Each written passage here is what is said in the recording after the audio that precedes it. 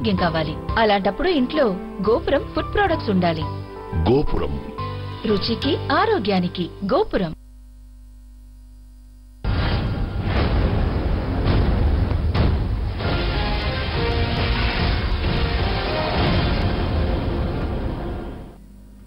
చారిత్రాత్మక జీఎస్టీ నూతన పన్నుల విధానం మరో 4 రోజుల్లో అమలు కాబోతోంది.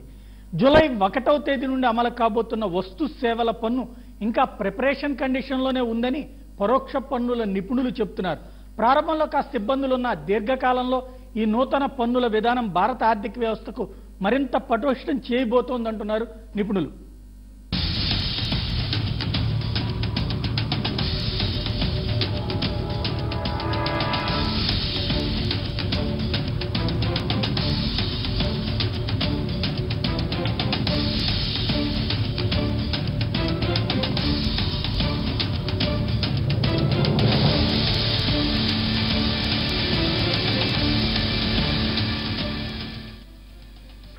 ఒకే దేశం ఒకే పన్నుల విధానం అన్న నినాదంతో జూలై 1వ తేదీ నుంచి అమల్లోకి రానున్న జీఎస్టీ వాస్తవానికి ఇంకా చాలా అంశాలపై క్లారిటీ ఇవ్వాల్సి ఉంది. కంప్లైంట్స్ లో చాలా ఇబ్బందులున్నాయని, మొదట 2 నెలలు జీఎస్టీ అమలు గందరగోళంగా ఉంటుందని పరోక్ష పన్నుల విభాగం నిపుణులు చెబుతున్నారు. చాలా కన్ఫ్యూజన్స్ ఉంది. ఇంకా చాలా వరకు గవర్నమెంట్ ఇంకా క్లారిఫికేషన్ రావాలి. ఇప్పుడు ఏదైతే ప్రోడక్ట్స్ 214 పేజెస్ ఆ రోజు మనకు రిలీజ్ చేశారో అది ఒక broad minutes of the council అప్రూవలే. తర్వాత detailed notification and tariff wise item rates రావాలి. ఇప్పుడు చాలా మంది ప్రోడక్ట్స్ అందులో మనకి 214 పేజెస్ లిటరేచర్లో స్పెసిఫిక్గా మెన్షన్ కాలేదు. సో వాళ్ళు ఏ రేట్లో పే చేయాలన్న క్లారిటీ లేదు. ఆ క్లారిటీ రావాలంటే మనకి డీటెయిల్ టారిఫ్ రావాలి. సో ఆ డీటెయిల్ టారిఫ్ ఎప్పుడు వస్తుందో ఇంకా మనకి క్లారిటీ లేదు. కానీ 1 జూలైని ఇంకా మేము బిల్లింగ్ అయితే కొత్త రేట్లో కొత్త జీఎస్టీ దాంట్లో బిల్ చేయాల్సి అయింది ఉంది. ఫైనల్ రూల్స్, నోటిఫికేషన్స్, ప్రతి ఒక్క ఎగ్జంప్షన్ నోటిఫికేషన్లో ఉన్న టర్మ్స్కి డెఫినేషన్స్ ప్రతి ఒక్కటి ఇంకా పెండింగ్ ఉంది. సో ఇంకా లాస్ట్ 4 డేస్లో ఇంతవరకు పెండింగ్ ఉండదు. ఇంప్లిమెంటేషన్కి చాలా ఇబ్బంది అవుతుందని నేను అనుకుంటున్నాను. ఇక పన్నుల చెల్లింపు విషయానికొస్తే చెల్లింపుదారులకు సెల్ఫ్ అసెస్మెంట్ మెకానిజం ఏర్పాటు చేశారు. వ్యాపారులు తాము ఎంత పన్ను చెల్లించాలో వారే నిర్ణయించుకోవచ్చు. అయితే అధికారులు వాటిని తనిఖీ చేస్తారు. పన్ను రిటర్న్స్ దరఖాస్తుల సంఖ్యను పెంచారు. ఉదాహరణకు ప్రస్తుతం సంవత్సరానికి 2 రిటర్న్ ఫైల్స్ చేస్తున్న సర్వీస్ ప్రొవైడర్ ఇక నుంచి 37 రిటర్న్ దాఖలు చేయాలి. 12 రిటర్న్స్ ఫైల్ చేసే వ్యాట్ డీలర్లు, మ్యానుఫ్యాక్చర్స్ జీఎస్టీలో సంవత్సరానికి 37 రిటర్న్స్ దాఖలు చేయాలి. కానీ ఇది 37 పర్ యానం అంటే పెద్దగా కనిపిస్తుంది. కానీ మంత్లీ 3 రిటర్న్స్ ఫైల్ చేయాలి. మళ్ళీ ఆ 3 రిటర్న్స్ ఏమంటే సింపుల్ బ్రేకప్పే. ఒకటి సేల్ ఇవ్వాలి, ఒకటి పర్చేజ్ ఇవ్వాలి, ఒకటి చలానా డీటెయిల్స్ ఇవ్వాలి. ఇప్పుడు ఈ 3 డీటెయిల్స్ కలిసి ఒకే రిటర్న్స్లో ఇచ్చేవాళ్ళం ఇప్పుడు దాకా. ఇప్పుడు అది 3 విడివిడిగా ఇవ్వాలి. అంటే ఇంకొక ఇబ్బంది ఏంటంటే దాంట్లో ఐటమ్ వైజ్ ఇవ్వాల్సి వస్తుంది. ప్రతి ఒక్క కస్టమర్ది రిజిస్ట్రేషన్ నంబర్తో పాటు అప్లోడ్ చేయాల్సి వస్తుంది. కొంచెము మనకి టైం ఎక్కువ తీసుకుంటుంది ఈ కంప్లైంట్స్ చేసేదానికి. కానీ మనము ఈ టెక్నాలజీని అడాప్ట్ చేసుకుంటే చాలా వరకు సువిధా ప్రొవైడర్స్ ఉన్నారు, సాఫ్ట్వేర్ డెవలపర్స్ ఉన్నారు. సో వాళ్ళ ద్వారా నా టెక్నాలజీ మేము అడాప్ట్ చేసుకుంటే ఈ కంప్లైంట్స్ ఈజీగా ఉంటుంది. భారత్ ఫెడరల్ వ్యవస్థను గౌరవిస్తూ సిజిఎస్టీ, ఎస్జిఎస్టీ, ఐజిఎస్టీ విధానాన్ని ఏర్పాటు చేశారు. ఇది కాస్త అయోమయాన్ని సృష్టిస్తుందని ఈ రంగంలోని నిపుణులు చెబుతున్నారు. స్వరాష్ట్రంలో పన్నుల చెల్లింపుకు సిజిఎస్టీ, ఎస్జిఎస్టీ, ఇతర రాష్ట్రాల్లో పన్నుల చెల్లింపుకు ఐజిఎస్టీ ఉపయోగించాల్సి వస్తుంది. ఈ ద్వంద్వ పన్నుల విధానం రాష్ట్రాలు, కేంద్రం మధ్య ఇబ్బందులు లేకుండా ఉండేలా ఏర్పాటు చేయాలన్నది నిపుణుల అభిప్రాయం. ఇండియాలో powers is vested federal system కాబట్టి స్టేట్లో, సెంటర్లో రెస్పెక్టివ్ పవర్స్ ఉంది. మన కాన్స్టిట్యూషన్ ప్రొవైడ్స్ ఏ సపరేట్ పవర్స్. సో వాళ్ళకి ప్రతి ఒక్కరికి స్టేట్ సెంటర్కి రెస్పెక్టివ్ ట్యాక్సింగ్ పవర్ ఉంది కాబట్టి ఒక్క ట్యాక్స్ చేస్తే స్టేట్ కానీ సెంటర్ కానీ డిప్రైవ్ అవుతుంది వాళ్ళ పవర్. కాబట్టి డ్యూయల్ టైర్ జిఎస్టీ సిస్టము ఇండియాలో తీసుకుని రావడం జరిగింది. సో ప్రతి ఒక్క స్టేట్లో మేము లోకల్ స్టేట్ ఏదైతే సేల్ చేస్తామో దాంట్లో సిజిఎస్టీ ప్లస్ ఎస్జిఎస్టీ ఛార్జ్ చేయాల్సి వస్తుంది. ఎక్కడైతే మేము ఇంటర్ స్టేట్ సేల్ చేయాల్సి వస్తుందో అక్కడ మనకి ఐజిఎస్టీ ఛార్జ్ చేస్తాం. సో ఇలాగా 3 రకాలు ట్యాక్సెస్ మేము విడిగా పెట్టుకోవాలి. ఏ క్రెడిట్ అంటే ఇన్పుట్ ట్యాక్స్ క్రెడిట్ నేను ఏదైతే వెండర్ దగ్గర కొన్నానో దాని క్రెడిట్ దాంది సపరేట్గా మేము మెయింటైన్ చేయాల్సి వస్తుంది. ఇది కాస్త కన్ఫ్యూజింగ్గా ఉంటుంది స్టార్టింగ్లో. కానీ అలవాటు పడిపోతే ఒక 6 monthsలో మనకి ఇది సెట్ అయిపోతుంది. ఇక వినోద్ పన్ను అంశానికొస్తే ప్రస్తుతం సినిమాలకు వినోద పన్ను రాయితీ తగ్గించి పెంచే అధికారులు జీఎస్టీలో ఉండవు. అయితే జీఎస్టీలో దీనికి సంబంధించి చిన్న క్లాజే ఉన్నా ఏ మార్పు కావాలన్నా రాష్ట్రాలు జీఎస్టీ కౌన్సిల్ నే అనుమతి తీసుకోవాల్సి ఉంటుంది. ఇది చాలా క్లిష్టమైన అంశమని నిపుణులు చెబుతున్నారు. సిజిఎస్టీ పన్ను కేంద్రానికి, ఎస్జిఎస్టీ స్వరాష్ట్రానికి పన్నుల పంపిణీ జరుగుతుంది. అయితే ఇదంతా సింగిల్ అడ్మినిస్ట్రేషన్ ద్వారానే జరుగుతుంది. వర్తకులు ఏ రాష్ట్రానికి చెందినవారో తెలుసుకుని సిస్టమ్ ఆ పన్నులు రాష్ట్రానికి వెళ్లాలా, కేంద్రానికి వెళ్లాలా అన్నది నిర్ణయిస్తుంది.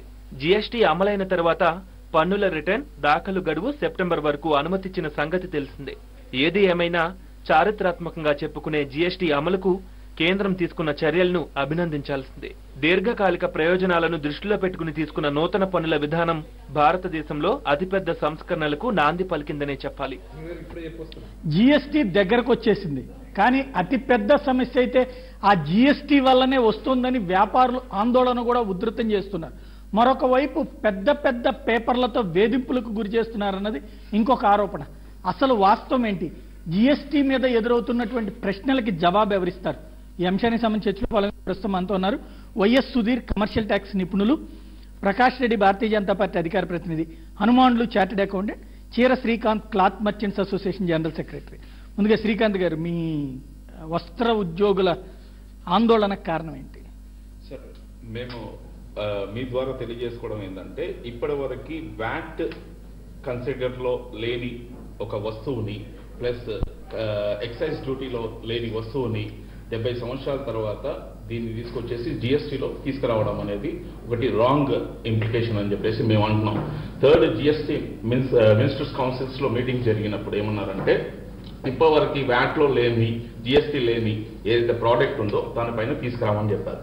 14th వరకు కూడా మా పైన డిస్కషన్ జరగలేదు. అయితే సెంట్రల్ గవర్నమెంట్ చేసిన 14th వరకు కూడా జరగలేదు. 15th జూన్ 3rd రోజు ఇది డైరెక్ట్ గా ఇది టెక్స్టైల్ పైన కూడా తీసుకొస్తున్నామని చెప్పేసి ఒక ప్రకటన సాయంత్రం వచ్చింది. అసలు ఈ 14 తర్వాత డిస్కషన్ రాంది 15 దాంట్లో డిస్కషన్ రావచ్చి ఈ టెక్స్టైల్ పైన పెట్టడానికి కారణం ఏంటి? ఇంకోటి, ఇది ఒక అన్ఆర్గనైజ్డ్ వేగా నడిచే ఒక ట్రేడ్, అన్ఆర్గనైజ్డ్ వేగా నడిచే ట్రేడ్ ప్లస్ అగ్రికల్చర్ తర్వాత చాలా మంది డిపెండ్ అయి నడిపించే వ్యవస్థ ఏదైనా ఉంది అంటే, ఒక ఎంప్లాయ్మెంట్ ఇచ్చే వ్యవస్థ ఏదైనా ఉందంటే టెక్స్టైల్. డైరెక్ట్ గా అనుకోండి, ఇండైరెక్ట్ గా అనుకోండి, దీనిపై డిపెండ్ అయి ఉన్న వాళ్ళు చాలా మంది ఉన్నారు.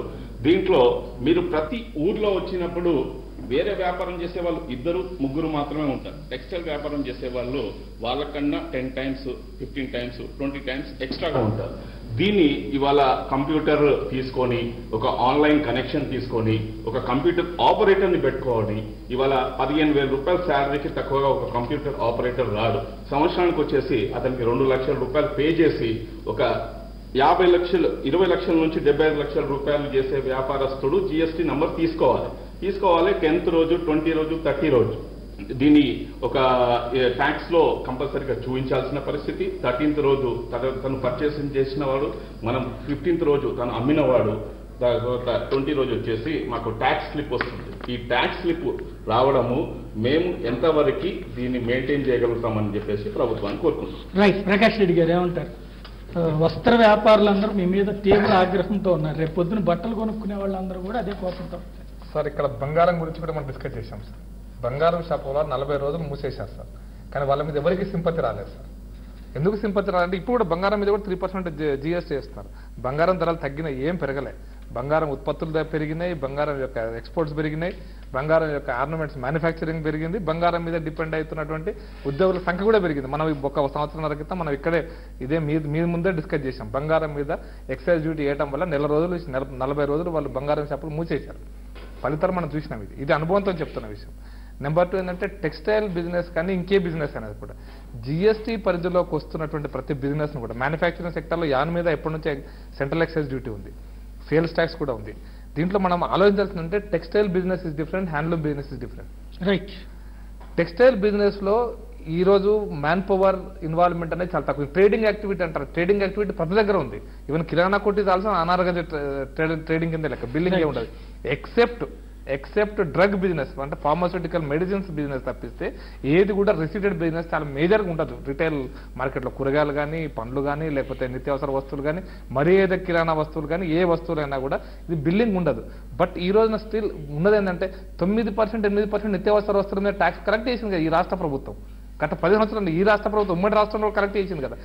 బియ్యం మీద, వడ్ల మీద, బియ్యం మీద, పప్పుల మీద, నూనె మీద ట్యాక్స్ కలెక్ట్ చేసింది కదా. అవి నిత్యావసర వస్తువు. వాటికంటే పెద్ద నిత్యావసర వస్తువు అయితే బట్టలు కాదు. ముందు తిండిన తర్వాత బట్టలు. రైట్. అంటే ఇప్పుడు బట్టల మీద పన్నేస్తే ఆ పన్ను జనం మీద పడితే ఆ జనం మీద తిరగబడితే నేను బట్టల మీద పన్ను వేసేది సార్. యాన్ మీద ట్యాక్స్ అనేది నాకు తెలిసి 2002 నుంచి ఉంది. ఈవెన్ హ్యాండ్లూమ్ యాన్ మీద కూడా ట్యాక్స్ ఉంది. ట్యాక్స్ లేదనేది కరెక్ట్ కాదు. సెంట్రల్ ఎక్సైజ్ డ్యూటీ ఉంది. మీరు ఒకటి అర్థం చేసుకోవాల్సిందంటే ఈ డ్యూటీ ఏదైతే జిఎస్టీ వల్ల 18%, 17%, 15 ఏ స్లాబ్లో అయితే వస్తున్నదో ఈ ట్యాక్స్ లో మనం అర్థం చేసుకోవాల్సిందంటే ఇన్పుట్స్ క్రెడిట్స్ ఉన్నాయి sir. The raw material which you are purchasing, మీరు కొంటున్నటువంటి రా మెటీరియల్ యొక్క ఇన్పుట్స్ ను, క్రెడిట్స్ ని దానికి సేల్స్ దీంట్లో క్యాలిక్యులేట్ చేస్తారు. తీసేసిన తర్వాత మీరు కట్టాలి. అందుకోసమని మీకు దీంట్లో కంప్యూటర్ అవసరం లే, కంప్యూటర్ ఎంప్లాయీ అవసరం లే, మీ జీతాలు అవసరం లేదు. మీరు ఒక పేపర్ మీద పెన్ను పెట్టి మీరు మొత్తం పర్చేజ్ బిల్స్ ఒక లైన్లో రాసి, సేల్ బిల్స్ ఒక లైన్ రాసి, పర్చేజ్ బిల్ మీద మీరు కట్టిన మొత్తం ట్యాక్స్, మీరు సేల్లో వచ్చిన ట్యాక్స్ మైనస్ చేస్తే మిగిలింది మీ ట్యాక్స్ సార్.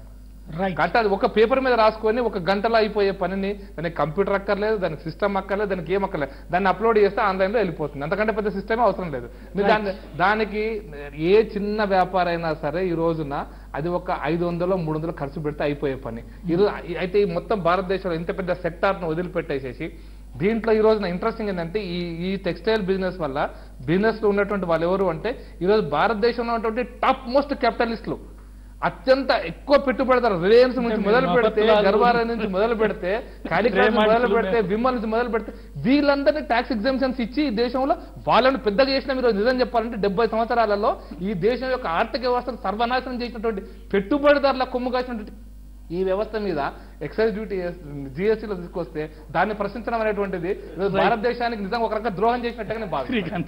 ప్రకాష్ రెడ్డి గారు మీరు చెప్పే విషయం ఎలా ఉందంటే పెద్ద పొలంలోని మీరే సహకారం ఇచ్చారు. ఇలా 14 జిఎస్టీ వరకు డిస్కషన్ పెట్టండి, 15వ దాంట్లో పెట్టడానికి ఈ పెద్ద మ్యానుఫ్యాక్చర్స్ మీరు ఏదైతే అంటున్నారో వాళ్ళు ఇచ్చిన లెటర్ ని బేస్ చేసుకొని అరుణ్ జైట్లీ గారు పెట్టుకున్నామని చెప్పేసి చెప్తున్నారండి. దీంట్లో 14 వరకు కూడా టెక్స్టైల్ పైన డిస్కషన్ లేకుండా 15 నాడు పెట్టడానికి కారణం ఏంటంటే ఆల్ ఇండియా లెవెల్లో మ్యానుఫ్యాక్చరింగ్ యూనిట్స్ కి సంబంధించేసి 2 అసోసియేషన్స్ వాళ్ళు ఇచ్చిన లెటర్ ని బేస్ చేసుకొని మేము టెక్స్టైల్ పైన పెడుతున్నాము అంటే ఒక్కటి శ్రీకాంత్ గారు, ఇప్పుడు పన్ను ఎవరు కట్టినా జనం కడతారు, మీ జేబుల్లో నుంచి ఏం కట్టరు.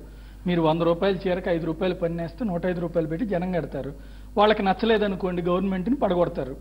మీరు ఆ మొక్క చెప్పడం మానేసి అదేదో మీ జేబుల్లో నుంచి ఇచ్చినట్టు ఎందుకు ఫీల్ అవుతున్నారు? ఒక్కటే మీకు నేను చెప్పేది ఏంటంటే టెక్స్టైల్ బిజినెస్ అనేది మీరు వేరే బిజినెస్ లతో కంపేర్ చేయొద్దు అనేది మీకు నేను అడిగేది ఒక్కటండి. మీరు వేరే బిజినెస్ అంటే మీరేం చేస్తున్నది చట్ట వ్యతిరేకమైన వ్యాపారం కాదు. చిల్లర కొట్టు వాళ్ళు డబ్బులు కడుతున్నప్పుడు, హోటల్ వాళ్ళు డబ్బులు కడుతున్నప్పుడు టెక్స్టైల్ బిజినెస్కి ఏమైనా బట్టలకి ఏమైనా ప్రత్యేకత ఉంటుందా? ఏమైనా లేకపోతే మీరు లాభం లేకుండా ఏమైనా వ్యాపారం చేస్తున్నారా, లేదా దేశ సేవ ఏమైనా చేస్తున్నారని జనాలు ఏమైనా ఒప్పుకోవాలి? ఒక నిమిషం సార్, నేను చెప్పేది వినండి. మీరు అనే విధంగా ఇక్కడ మన దగ్గర డిజైనింగ్ ప్రోడక్ట్ అనేది టెక్స్టైల్ లో వస్తుంది. అడిగేది ఒక్కటండి, అలా కాదు. మీరు any type of business designing చేస్తారా, ప్లేయింగ్ చేస్తారా, రిటైల్ చేస్తారా, హోల్సేల్ చేస్తారా, ఇవన్నీ సెకండరీ.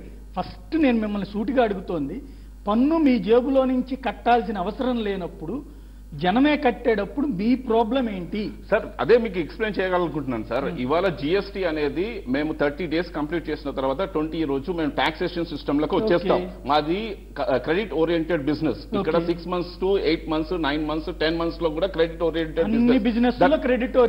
క్రెడిట్ ఓరియంటెడ్ లో వచ్చేసి ఇవాళ 5 months మాకి డబ్బులు రాని దానికి 5 months కి సంబంధించేసి 5% మా డౌన్వర్డ్స్ లో ఉన్న 5 months మేము కట్టాలి అంటే మేము ఫైనాన్షియల్ గా మళ్ళీ మేము జనాల అమాయకులు అనుకుంటారా? రొటేషన్ నడుస్తుంది.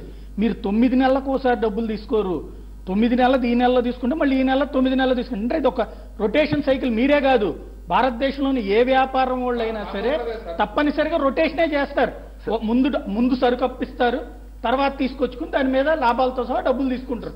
ఇది రొటేషన్ అవుతుందే కానీ 9 నెలలు మా దగ్గర డబ్బులే ఉండవు అంటే జనాల అమాయకత్వమా? లేకపోతే పోనీ నేను కొనేటువంటి ఒక వినియోగదారుని నేను మీ షాప్కి వచ్చి సరుకు తీసుకెళ్లిపోయి 9 నెలల తర్వాత డబ్బులు ఇస్తానంటే మీరు ఊరుకుంటారా? సార్ మీరు చెప్పేది ఒకటే విషయము, ఇక్కడ 40 డేస్ తర్వాత ట్యాక్స్ రీపేమెంట్ చేసిన తర్వాత మాకు రిటర్న్ గుడ్స్ అని, లేకపోతే బ్యాడ్ డెబిట్స్ అని, డిజైన్ అవుట్ అయిన తర్వాత డిస్కౌంట్స్ అని, జనానికి సంబంధం లేదు సార్. డిజైన్ అవుట్ అయిన తర్వాత డిస్కౌంట్స్ మీరు ఏ బిజినెస్ లో అయినా ఏదైనా ఇదే కదా మీరు చేసే దొంగ మోసము. ఇవాళ నాకు అమ్ముతున్నప్పుడు ఇప్పుడే మీరు ఎంతకు అమ్ముతున్నారో డిస్కౌంట్ ఇస్తే డిస్కౌంట్ ఇస్తారు. ఒక్క మాట, ఫైనల్ ఇవాళ 100కి 30 రూపాయలు డిస్కౌంట్ ఇచ్చారనుకోండి, 70కే బిల్ వేస్తారా, 70కే ట్యాక్స్ వేస్తారు మీరు. సార్ మీరు ఒకటి చెప్పేదినండి, డిజైన్ అవుట్ అయినప్పుడు ఒకటి మేము 100 పీసులు ఒకటి పర్చేస్ చేసుకొని వచ్చినప్పుడు దాన్ని 25 పీసెస్ లో మార్జిన్స్ లో అమ్మిన తర్వాత 25 పీసెస్ నార్మల్ మార్జిన్ ఏ రేటుకి అమ్మితే ఆ రేటుకే పన్ను కడతారు కానీ మీరు అమ్మని దానికి పన్ను కట్టరు కదా. కొనుగోలు రేటుకి పన్ను ఎట్లా? అమ్మకం రేటుకే పన్ను వేస్తారు సార్. రిటర్న్ గుడ్స్ అనేది 4 మంత్స్ తర్వాత 6 మంత్స్ తర్వాత రిటర్న్. ఒక నిమిషం సార్, డిజైన్స్ అవుట్ అవుతాయి. డిజైన్స్ అవుట్ అయినప్పుడు 6 మంత్స్ తర్వాత నేను ఇచ్చేసినప్పుడు 40 డేస్ కి ఎప్పుడైతే ట్యాక్స్ పే చేశానో నేను నేను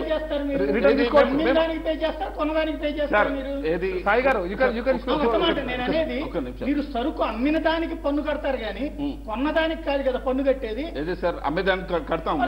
మీ డిజైన్ వేస్ట్ అయింది అనుకోండి, అవుట్ అయింది అనుకోండి, వెనక్కి పంపిస్తారు. మీరు అమ్మనప్పుడు ఇంకా పన్ను ఎందుకు కడతారు? వెనకకి ఎలా పంపిస్తాం సార్? మేము తీసుకున్న స్టాక్ అమ్ముతారు, ఎంత కమ్మితే అంతకే పన్ను కడతారు. సార్ నేను చెప్పేది అదే మీకు. నేను ఏం చెప్తున్నానంటే డిస్కౌంటింగ్ లో జరిగే ఈ వ్యాపారాన్ని ఈ సర్కిల్ లో తీసుకొస్తే, జిఎస్టీలో తీసుకొస్తే ఇక్కడ ఉన్న వ్యాపారస్తులు దీన్ని మనుగడలో ఉండలేరు అని చెప్పేసి మీ ద్వారా తెలియజేసుకుంటున్నాను సార్. ఫార్మా బిజినెస్ లో కూడా సేమ్ ఎక్స్పైరీ గుడ్స్ రిటర్న్ వస్తాయి సార్. ఎక్స్పైరీ గుడ్స్ రిటర్న్ వస్తాయి ఫార్మాలో కూడా, డ్యామేజ్ గుడ్స్ రిటర్న్ వస్తాయి. ఎక్స్పైరీ గుడ్స్ అసలు వేసుకుంటే క్రిమినల్ కేసు, ఇంకా ఇక్కడ క్రిమినల్ కేసు కాదు. రిటర్న్ వచ్చిన ఎక్సైజ్ గుడ్స్ ని మీరు మీ లెడ్జర్ బుక్ లో రాసుకోవచ్చు. ఈ పలానా డిస్ట్రిబ్యూటర్ నుంచి I received these much quantity of the products. దాన్ని మీరు దీంట్లో విత్ ఇన్ 6 మంత్స్ లోపల మీకు వచ్చిన తర్వాత విత్ ఇన్ 6 మంత్స్ లోపల you can reduce from your sales also. This provision is there. ఫార్మాకి అయితే ఎక్సైజ్ ఎక్స్పైరీ దగ్గరకు వచ్చినప్పుడు ఇంకా ఇబ్బంది అవుతుంది. వాటినే చేయగలిగినప్పుడు ఇది ఇష్యూయే కాదు అసలు. ఒక్క నిమిషం హనుమాన్ గారు, ఇక్కడ ఈవేళ జిఎస్టీలో ఒక కీలకమైన సమస్య అందరూ చెప్తున్నటువంటిది ఏంటంటే ఒక 7-8 ఫారాలు పూర్తి చేయాలా అనేటువంటిది. అంత వర్క్ ఇప్పుడు వ్యాపారస్తులు సాధారణంగా తమ వ్యాపారం వరకు చూసుకుంటారు కానీ కాగితాలన్నీ రాసుకోవడం సాధ్యమవుద్దా? అది పెట్టడం కరెక్టేనా? 8 రిటర్న్స్ అంటే 8 రిటర్న్స్ కాదు, అందరికి కాదు. ఇప్పుడు ఎవరైతే పర్చేజ్ మీద క్రెడిట్ తీసుకొని ఇన్పుట్ ట్యాక్స్ క్రెడిట్ తీసుకోవాలనుకుంటారో వాళ్ళు ఒక రిటర్న్ ఫైల్, సేల్స్ అమ్మిన తర్వాత పర్చేజ్ వాళ్ళకు ఉన్న పర్చేజ్ మీద తీసుకున్నప్పుడు రిటర్న్. అది అయితే వీళ్ళకి ఓన్లీ 3 రిటర్న్స్. ఫస్ట్ 10th రోజున ఒకటి, 15th రోజున ఒకటి, 28th రోజున ఒకటి. అయితే వీళ్ళకి అంతకుమించి 3 రిటర్న్స్. తర్వాత యాన్యువల్ రిటర్న్ ఒకటి మార్చ్ తర్వాత 4 రిటర్న్స్.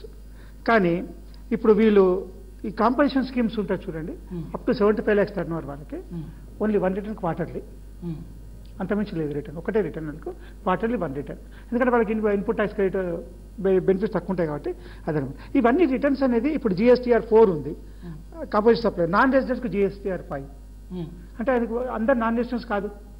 GSTR 6 ఇన్పుట్స్ డిస్ట్రిబ్యూటర్ కొరకు, ట్యాక్స్ కొరకు GST అందరికి అప్లై కాదు. అప్లై అయ్యేది మ్యాక్సిమం అప్లై అయ్యేది 4 రిటర్న్స్. ఒక్కొక్క వ్యాపారికి 4 మ్యాక్సిమం. ప్రతి నెల చేయాలి, ప్రతి నెల. అదే మూడే. 4వది క్వార్టర్లీ, 4వది యాన్యువల్. అందరికి అప్లై కాదు. అది ఎన్నాళ్ళు కమర్షియల్ ట్యాక్స్ కట్టేవాళ్ళు ఎన్ని రిటర్న్స్ సబ్మిట్ చేయాలి? ఇంతకంటే ఎక్కువ. ఇంతకంటే ఒకటే కమర్షియల్ ట్యాక్స్ కాదు, ఇంతకుముందు వ్యాట్ ఉండేది, ఎక్సైజ్ ఉండేది, లగ్జరీ ట్యాక్స్ ఉండేది, ఇన్ని ట్యాక్స్ సర్వీస్ ట్యాక్స్ అన్నిటికీ అన్ని ట్యాక్సులు, అన్ని రిటర్న్స్, అన్ని ఛానల్స్ కట్టేది, అన్ని ఫైలింగ్ ఉండేది. ఇప్పుడు అవన్నీ పోయినా ఇవి 3 వచ్చినాయి కదా. 3 రిటర్న్స్ పెట్టారా? లేకపోతే 8 ఇంటూ ఇప్పుడు ఎన్ని ట్యాక్సులు 12 పోయినాయి అనుకోండి, 12 ఇంటూ 3 అనుకోండి, 36 రిటర్న్స్ పెట్టరా? కాంప్లైన్స్ తగ్గించుండండి. బట్ ట్యాక్స్ పేమెంట్ కూడా కాంప్లైన్స్ అప్పుడు పెద్ద ఒక ఛానల్ కట్టాల్సి వచ్చేది. ఒకటే ఛానల్ కట్టి సరిపోతుంది. CGST GST కలిపేసి ఒకటే ఛానల్ సరిపోతుంది, 2 ఛానల్తో అయిపోతుంది. కాబట్టి దానివల్ల ప్రాబ్లం తగ్గింది. కాకపోతే ఏంటంటే మనకు కొత్త కాబట్టి మనకు భయం అనిపిస్తుంది. వ్యాట్ ఇంట్రొడ్యూస్ కూడా అలాగే అనుకున్నాం 2004 ఇంట్రొడ్యూస్ అయినప్పుడు. ఎంత ప్రాబ్లం వస్తుందో, ఏమొస్తుందో, ఇన్పుట్ ట్యాక్స్ రేట్ వస్తుందో రాదో, మరి మనం ఈ బిల్స్ చేస్తామో చేయమని. ఇప్పుడు మనం పోయినా కొద్దీ మన ప్రాబ్లం స్మూత్ అవుతుంటుంది. అంతేగాని ఫస్ట్ డే నాడే మనకు క్లియర్గా పిక్చర్ దొరకదు మనకు. సుధీర్ గారు, ఇక్కడ 3 రకాల రిజిస్ట్రేషన్ చేయించుకోవాలి, GST వేరు, SGT వేరు, ఇట్లాగా. ఎందుకు ఆ 3 రకాల రిజిస్ట్రేషన్? 3 రకాల రిజిస్ట్రేషన్ లేదు, రిజిస్ట్రేషన్ ఒకటే ఉంటుంది. ప్రతి ఒక్క స్టేట్లో నాకు ఇప్పుడు మల్టిపుల్ ప్రిమైసెస్ ఉంది, వేరే ఒక బెంగళూరులో ఒక షోరూమ్ ఉంది, హైదరాబాద్లో ఒక షోరూమ్ ఉంది, విజయవాడలో ఒక షోరూమ్ ఉందంటే నేను 3 సపరేట్ రిజిస్ట్రేషన్ తీసుకున్నాను, ఎందుకంటే 3 సపరేట్ స్టేట్ కాబట్టి. నేను ఒక చిన్న వ్యాపారస్తుడిని, ఒకే షాప్ ఉంది నాకంటే ఒక రిజిస్ట్రేషన్ సరిపోతుంది. కానీ 3 రకాల పన్నులు పే చేయాలి నేను.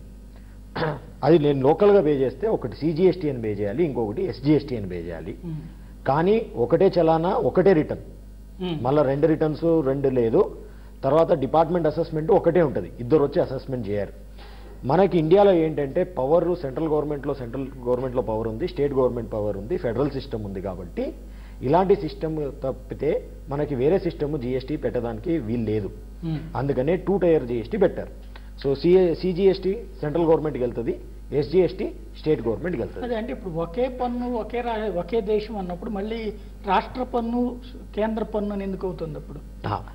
ఒకటే పన్ను ఒకటే రాష్ట్రం ఎందుకు చెప్తున్నారంటే ఈ 3 రకాల పన్ను GSTనే. ఈ రోజు ఉండేది ఎట్లా ఉందంటే ఒక యాక్టివిటీ మీద ఒక పన్ను పెట్టారు. సే ఇప్పుడు నేను ఒక మ్యానుఫ్యాక్చర్డ్ గూడ్స్ సేల్ చేస్తే 2 యాక్టివిటీ ఉంది, ఒకటి మ్యానుఫ్యాక్చరు, ఇంకొకటి సేల్. మ్యానుఫ్యాక్చర్కి ఏమో సెంట్రల్ ఎక్సైజ్ అన్నారు, separate act, separate returns, separate assessment. సేల్కి ఏమో వ్యాట్ అన్నారు, separate act, separate returns, separate assessment. దీంట్లో వాల్యుయేషన్ వేరు, దీంట్లో వాల్యుయేషన్ వేరు, ఇద్దరు డిపార్ట్మెంట్లు వేరు. నేను ఇద్దరికి రెస్పాన్సిబిలిటీ ఉంటుంది నాకు చెప్పడానికి. ఇప్పుడు ఈ 2 కలిపి ఒక GSTలో మర్జ్ చేసేస్తారు.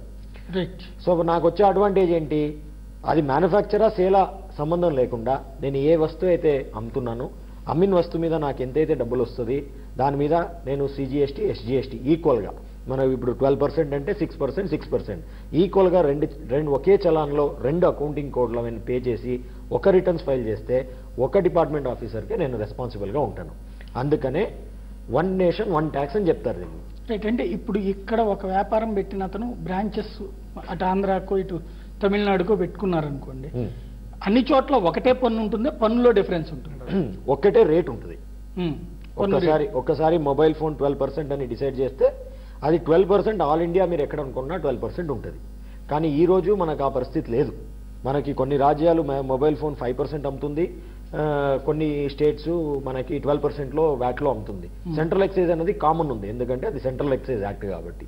ఇప్పుడు GST పరిధిలో తీసుకుని వచ్చిన దానికి ప్రతి ఒక్క రేటు ఒక ఐటమ్ ఒక రేటు ఒక స్టేట్లో ఉంటే ఆల్ ఓవర్ ఇండియా మీకు అదే సేమ్ రేట్లో ఒకటే రేట్లో ఈవెన్ మన ప్రొవిజనల్స్ కూడా అట్లాగే ఉంటాయి. ప్రతి ఒక్కటి రైస్ అట్లాంటి ఎవ్రీథింగ్ ఏదైనా ఒకటే రేటు ఇదివరకు కూడా ఉండే సార్. సేల్స్ ట్యాక్స్ ఉన్నప్పుడు F ఫార్మ్ సేల్స్ అని, C ఫార్మ్ సేల్స్ అని, EL ఫార్మ్ సేల్స్ అని, ఎన్ని ఇంటర్ స్టేట్ బిజినెస్ లో సేమ్. F ఫార్మ్ సేల్స్ అంటే ఇక్కడ నుంచి గూడ్స్ ట్రాన్స్ఫర్ అవుతాయి without tax, transit tax. Suppose ఇక్కడ పాండిచేరికి పంపించాం అనుకోండి, అంటే చాలా దొంగతనం జరిగింది. హైదరాబాద్ నుంచి పాండిచేరికి ఫార్మ్ F మీద పోతాయి, పాండిచేరిలో నో ట్యాక్స్, అక్కడ నుంచి వితౌట్ ట్యాక్స్ మళ్ళీ సేల్ అవుతుంటాయి. ఇటువంటి లైక్ మన ఇక్కడేమో యానంలో ఆఫీస్ పెట్టి హైదరాబాద్ లో కంపెనీ యానంలో ఆఫీస్ చాలా మంది చేసినారు. ఫామ్ ఎల్ సేల్స్ ఉంటాయి. అంటే సేల్స్ ట్యాక్స్ కూడా ఈ కాంపోనెంట్ చాలా ఉండినాయి. ఇంకా అవి చాలా సింప్లిఫై అయిపోయి సార్ చెప్పిన పాయింట్లో 2 మెథడ్స్, ఆ స్టేట్ ఈ స్టేట్. అంటే ఇంటర్ స్టేట్ ఉంటే ఒక ఫామ్, ఓన్లీ 1 యూనిట్ దగ్గర సేల్స్ ఉంటే ఒక ఫామ్, అంతకంటే వేరే ఇంకా లేనే లేదు కాన్సెప్ట్ అసలు. దట్ ఈస్ ద సింప్లిఫికేషన్ అయిపోయింది ఇంకా ఇప్పుడు. రైట్. హనుమాన్ గారు ఇక్కడ ఇంకొకటి ఏంటంటే కొన్ని ట్యాక్సెస్ని స్టేట్ ఇప్పుడు లైక్ పెట్రోల్ డీజిల్ లాంటి వాటి మీద ఎంటర్టైన్మెంట్ సపరేట్ గా స్టేట్ వేస్తుంది అంటున్నారు. ఎంతవరకు ఎక్సైజ్ స్టేట్ గవర్నమెంట్ వచ్చే రెవెన్యూలో ఎక్కువ రెవెన్యూ వచ్చేది పెట్రోల్ అండ్ లిక్కర్, దానిపైన వచ్చేది. పెట్రోల్ మీద ఏం చేశారంటే కామన్ అగ్రిమెంట్ రాలేదు GST కౌన్సిల్లో, 0 రేట్ ఆఫ్ ట్యాక్స్. టెంపరీగా ఏమన్నారంటే గూడ్స్ లో వస్తుంది, బట్ ఇప్పుడు మాత్రం ట్యాక్స్ వేయము. ఇప్పుడు ట్యాక్స్ వేయకుండా ఫ్యూచర్లో ఎప్పుడు డిసైడ్ చేసినప్పుడు GST కౌన్సిల్ డిసైడ్ చేసినప్పుడు దాన్ని ఏం చేస్తారంటే ఈ ట్యాక్స్ని తీసుకొస్తారు. 18%, 12%, 28% అని డిసైడ్ చేస్తారు మనకు. అంటే ఇప్పుడు 0 రేట్ ట్యాక్స్ ఎందుకు వస్తారంటే లేకపోతే మళ్ళీ అమెండ్మెంట్ రూల్స్ చేయాల్సి వస్తుంది కాబట్టి 0 రేట్ ట్యాక్స్ వేస్తారు. ఇక వైన్స్ మాత్రం compulsory it is decided that it should be out side the purview of. అంటే ఎందుకు స్టేట్స్ వదిలేసినట్టు వాటి స్టేట్స్ కంటే రెవెన్యూ వచ్చేది అదే కాబట్టి స్టేట్స్ అందరూ అదే ఆబ్జెక్ట్ చేస్తున్నారు. పెట్రోల్ అండ్ ఇది IMFL పైన ట్యాక్స్ మాకు రెవెన్యూ ఎక్కువ వస్తుంది కాబట్టి దాన్ని మాకు వదిలేసేయండి అని చెప్పారు. అంటే వాళ్ళకి ఎందుకు వదలాలి? నేను అనేది అంటే సార్ దేశంలో అన్ని ఒకటే వసూలు చేసేటప్పుడు కరెక్టే వదిలేస్తే వదలకూడదు. కానీ ఇది GST council all 29 states and finance minister decide చేసింది. ఇది ఫెడరల్ సిస్టమ్ అన్నట్టుగా పబ్లిక్ కి రావాల్సిన ప్రయోజనం లాస్ అవుతుంది కదా. హైయెస్ట్ ఈ దేశంలో దోచేసుకుంటుంది జనం జేబుల్లో నుంచి పెట్రోల్ డీజిల్లో. కరెక్టే. మినిమం ఇవాళ రోజున 40 రూపాయలకు అమ్మాల్సిన పెట్రోల్ లీటరు అడ్డకోలుగా 64 రూపాయలు 67 రూపాయలకు అమ్ముతున్నారు. ఈ 27 రూపాయలు తగ్గాలంటే జీఎస్టీలో పెట్టాల్సి ఉంటే వీళ్ళు దోచుకోవడానికి పర్మిషన్ ఇస్తే ఇప్పుడు ఒక విషయం, ఇప్పుడు టెక్స్టైల్ వెహికల్ తీసుకొస్తేనే అబ్జెక్షన్ వస్తుంది, అదే పెట్రోల్ కూడా అబ్జెక్షన్ వస్తుంది. అంటే చెప్తున్నాను కాబట్టి ఒక్కొక్కటి వస్తాయన్నమాట. స్టేట్ గవర్నమెంట్ అపోజిషన్ చేస్తుంది. ఎవరిని సాటిస్ఫై సాధ్యం కాదు, ఎవరిని అందరిని ఒకేసారి సాటిస్ఫై సాధ్యం కాదు. కాబట్టి గవర్నమెంట్ స్టేట్ గవర్నమెంట్స్ కాన్ఫిడెన్స్ తీసుకోవాలి. కాబట్టి అంతవరకు లేటెస్ట్ డూ అదర్ ఇచ్చుకోవడానికి ముందు వదిలేసి తర్వాత మెల్లిమెల్లిగా ఫ్యూచర్ లో డిసైడ్ చేస్తే come to tax. VAT act పోదు, వ్యాట్ యాక్ట్ ఉంటుంది. Phase wise implementation. ఇప్పుడు ప్రస్తుతం ఒక 2 కమిటీలు ఫామ్ చేశారు. ఒకటి ఎలక్ట్రిసిటీ డ్యూటీ బయట ఉంది.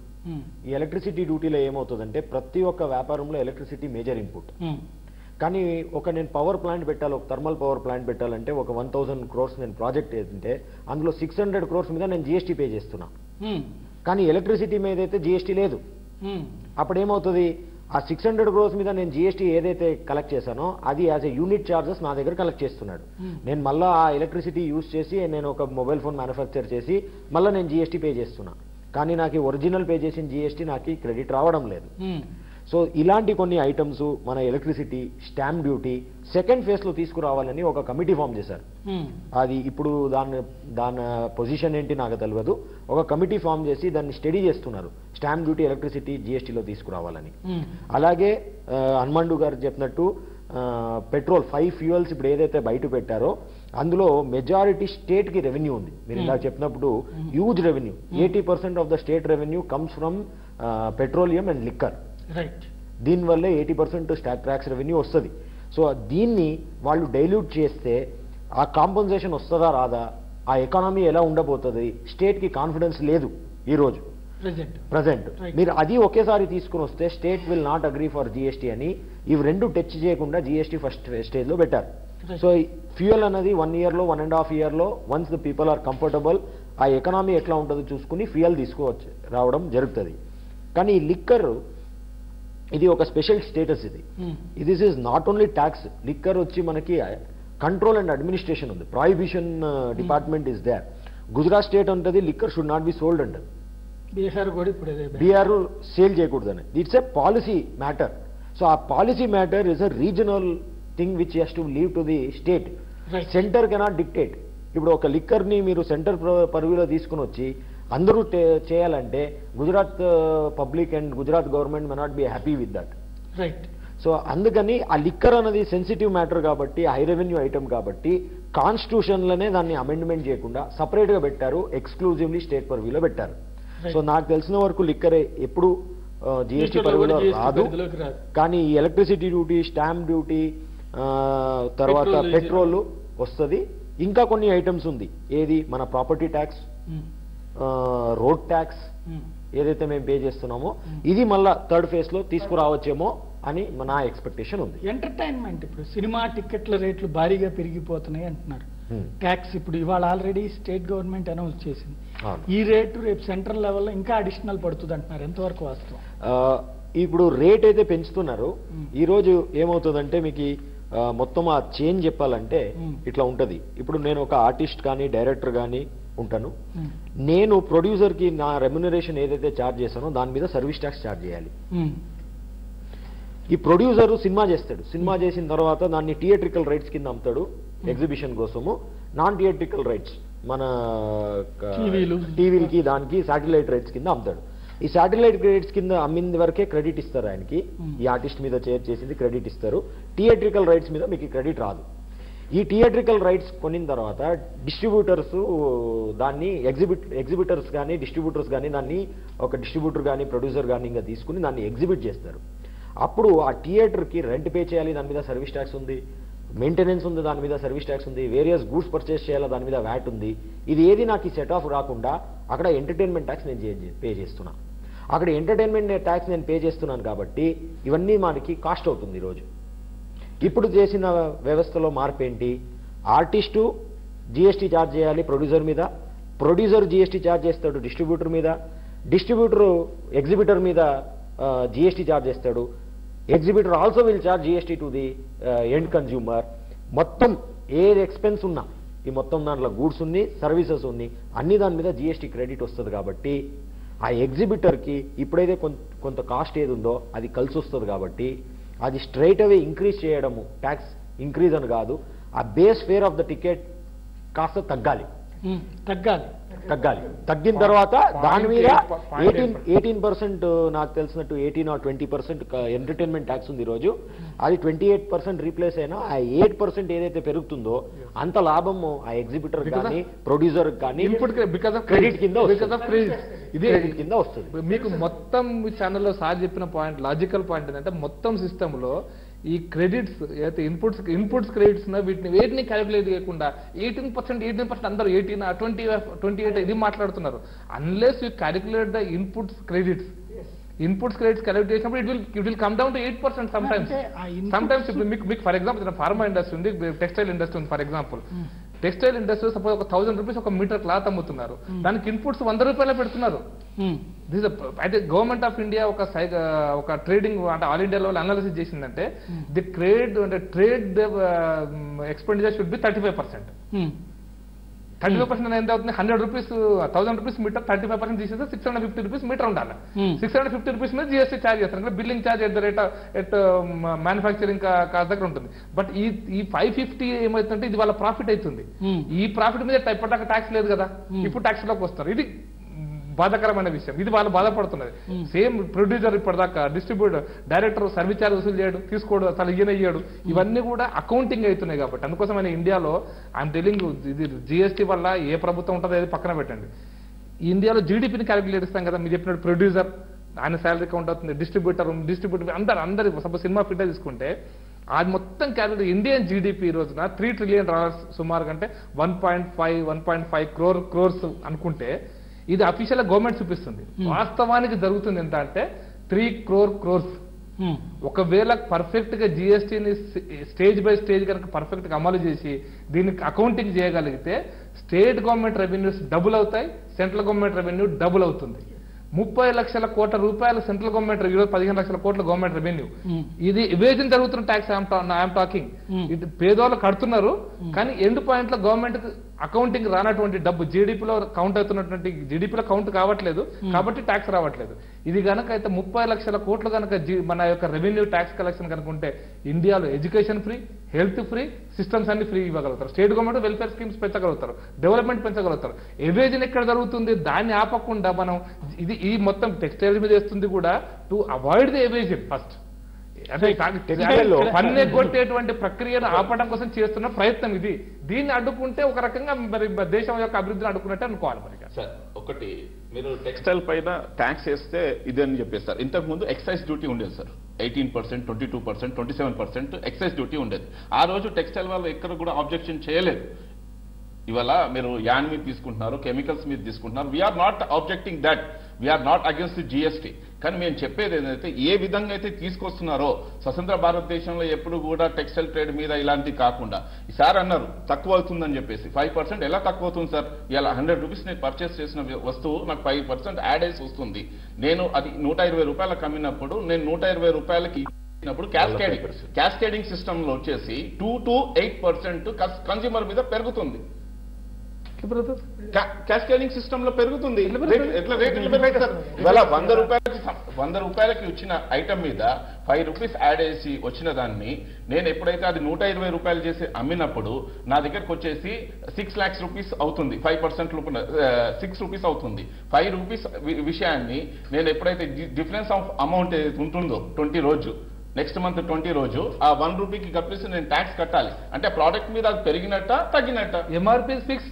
ఎంఆర్పీ ఎలా ఫిక్స్ అవుతుంది సార్? బట్టల మీద ఎంఆర్పీ ఎలా ఫిక్స్ అవుతుంది? అంటే ఎంఆర్పీ ఒకటే సార్, మీరు చెప్పేది వినండి. ఇవాళ ఈ టెక్స్టైల్ బిజినెస్ వేరే బిజినెస్ లాగా ఎంఆర్పీలు ఫిక్స్ చేసే బిజినెస్ కాదు. నేను ఎందుకంటే డిజైన్ అదే ఒక్కటే ఏంటంటే ఇప్పుడు డూప్లికేషన్స్ చేస్తారు, ఎన్ని మోసమే. డూప్లికేషన్ అంటేనే మోసం. నేను కావాలనుకుని కంచిపట్టు అని వస్తే మీరు కంచిపట్టు అని ఇచ్చారు, అది కాస్తే ఏ పనికి మాలిన పట్టు అవుతుంది. అది రేపు పొద్దున కట్టుకున్న తర్వాత 4 సార్లు ఉతికాక పాడేసేటప్పుడు తెలుస్తుంది. మీ దగ్గరకు వస్తే దిక్కు మొక్కు ఉండదు. ఇక్కడ అలాంటి దొంగ లెక్కలు తేల్చడానికే కదా ఇప్పుడు ఈ సిస్టము. ఇక్కడ ఒకటి, మీరు ఏం కట్టినా సరే పన్ను మీరు కొనుక్కున్నటువంటి వ్యక్తి దగ్గర నుండి మీకు డిస్కౌంట్ వస్తుంది. ఇప్పుడు అంటే మీరు ఎవరి దగ్గర ఒక ఇండస్ట్రీ దగ్గర కొంటున్నారు అనుకుందాం, లేదా హోల్సేలర్ దగ్గర. ఇండస్ట్రియలిస్ట్ పే చేస్తే హోల్సేలర్ కొన్నప్పుడు అతనికి ఎగ్జామ్షన్ వస్తుంది. తర్వాత అతని దగ్గర మీరు కొంటే మీకు మళ్ళీ ఎగ్జామ్షన్ వస్తుంది. మీకు ఇక్కడ ఈ ఎగ్జామ్షన్ ని మీరు జనం మీదకే వేస్తారు. ఎగ్జామ్షన్ అంటే మినహాయింపండి. మీరు ఫస్ట్ ప్రొడక్షన్ ఇండస్ట్రీ దగ్గర ఆయన 25 రూపాయలు పన్ను కట్టేశాడు అనుకోండి, హోల్సేలర్ దగ్గరికి వచ్చేటికి 5% తగ్గి 20% అవుతుంది. ఆయన దగ్గర నుంచి మీ దగ్గరకు వచ్చేటప్పుడు ఇంకో 5% తగ్గుతుంది. అంటే మీ దగ్గరకు వచ్చేటకి 10% మీకు డిస్కౌంట్ వచ్చినప్పుడు పన్ను ఎక్స్ట్రా జనం మీదకి ఎందుకు పడుతుంది అంటారు మీరు? నేను చెప్పేది, మీరు 100 రూపీస్ పర్చేస్ చేసినప్పుడు 5 రూపీస్ ఎప్పుడైతే నాకు పైన పర్చేస్ చేసినప్పుడు ఏదైతే పడుతుందో, నేను సేల్ చేసినప్పుడు అది 120 రూపాయలు అయినప్పుడు ఆ difference of amount 1 rupee difference ఏదైతే నేను ట్యాక్స్ మళ్ళీ పే చేస్తున్నానో అది నా కాస్టింగ్ కిందకి వస్తుంది కదా సార్. నెక్స్ట్ అతనికి కాస్టింగ్ కిందకి వస్తుంది. హోల్సేలర్కి వచ్చేసి కాస్టింగ్ కిందకి వస్తుంది, సెమీ హోల్సేలర్కి వచ్చేసి దాని కాస్టింగ్ కిందకి వస్తుంది. అది అల్టిమేట్లీ కన్జ్యూమర్ మీద పడుతుంది. ఇంకో విషయం మీకు చెప్పేది ఏంటంటే, ఇవాళ 6 months తర్వాత మాకు క్రెడిట్ ఇన్పుట్ ఇవ్వరు సార్ జిఎస్టీలో. మా దగ్గర 1 year 2 years 3 years సంబంధించిన క్లాత్ కూడా ఉంటుంది. మీరు అంటున్నారు డూప్లికేషన్ జరుగుతుంది అని చెప్పేసి, ఆ డూప్లికేషన్ జరిగేది డూప్లికేషన్ వేగానే సేల్ ఉంటుంది. ఇలా 1000 రూపాయల శారీ మీకు ఒరిజినల్ శారీ ఉంటే డూప్లికేషన్ జరిగిన తర్వాత అది 400 రూపాయల శారీ ఉంటుంది. డూప్లికేషన్ రేట్ వచ్చి 1000 రూపాయలు అమ్మే పరిస్థితిలో లేదు. ఎందుకంటే పబ్లిక్ కి సేమ్ డిజైన్ తక్కువ రేట్లో ఇచ్చే పరిస్థితి ఉంది. రైట్. ఇందులో ఈ టెక్స్టైల్ మొత్తం చేంజ్ చూసుకుంటే సీడ్స్ ఉంది, కాటన్ సీడ్స్ ఇంకా స్టార్ట్ అవుతుంది అనుకుంటాం. కాటన్ సీడ్స్ మళ్ళా యాజ్ ఏ రీసోయింగ్ కాకుండా విచ్ ఇస్ యూస్డ్ ఫర్ అక్కడ ఇంకా మనకు జిఎస్టీ ఉంది. సీడ్ మీద జిఎస్టీ ఉంది, యాన్ కాటన్ మీద ఉంది, యాన్ మీద ఉంది. ఇది టెక్స్టైల్. మళ్ళా స్పిన్నింగ్ అయిన తర్వాత క్లాత్ పక్కన పెడితే, ఇప్పుడు matter of discussion textile cloth పక్కన పెడితే మళ్ళీ readymade garments more than 1000 rupees ఈరోజు ఎక్సైజ్ డ్యూటీ మేము ఛార్జ్ చేస్తున్నాం. ఇన్ బిట్వీన్ క్రెడిట్ ఎక్కడ బ్లాక్ అవుతుందంటే ఈ మధ్యలో టెక్స్టైల్ బయట ఉండే వాళ్ళగా క్రెడిట్ బ్లాక్ అవుతుంది. సో ఇప్పుడు దాంట్లో మీరు ఏం చేశారంటే, ఇప్పుడు ఆయన చెప్పిన ఒక పాయింట్ కరెక్ట్. ఆయన ఏమంటున్నాడంటే, నేను ఒక మ్యానుఫ్యాక్చర్ దగ్గర 100 రూపీస్కి నేను క్లాత్ కొంటాను, ఆయన 5 రూపీస్ నాకు ఛార్జ్ చేస్తాడు. నేను ఆ 20 రూపాయల లాభం యాడ్ చేస్తున్నా. 120కి నేను అమ్మినప్పుడు నేను 6 రూపీస్ కలెక్ట్ చేయాలి, అక్కడ 5 రూపాయలు చేయాలి. కస్టమర్కి అలా కాకపోతే ఆ 1 రూపీ ఎక్స్ట్రా అవుతుంది కాబట్టి కస్టమర్ 1 రూపీ అవుతుందని.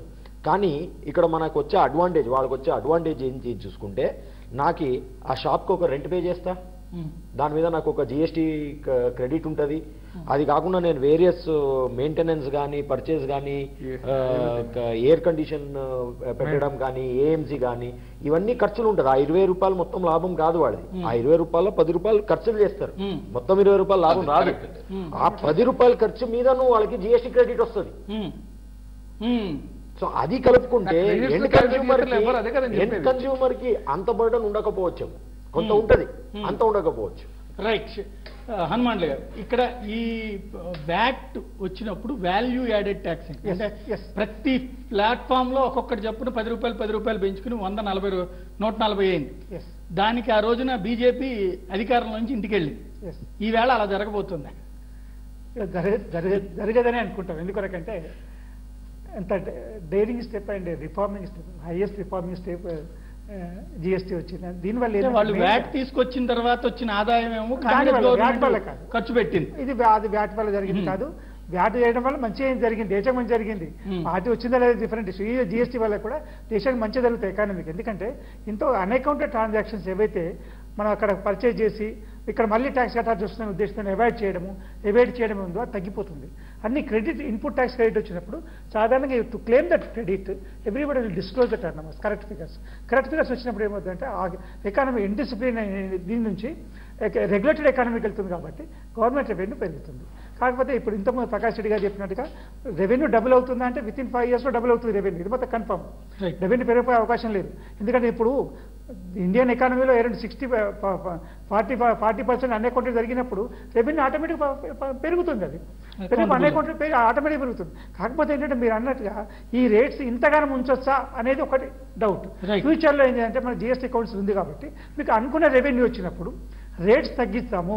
ఇప్పుడు 28 ఉన్నదాన్ని 20 చేస్తాము, లేకపోతే 18 ఉన్నదాన్ని 15 చేస్తాము అని ఒక ఇన్సూరెన్స్ ఇవ్వగలిగితే గవర్నమెంట్కి ఏముంటుందంటే ప్రజలకు కాన్ఫిడెన్స్ ఉంటుంది.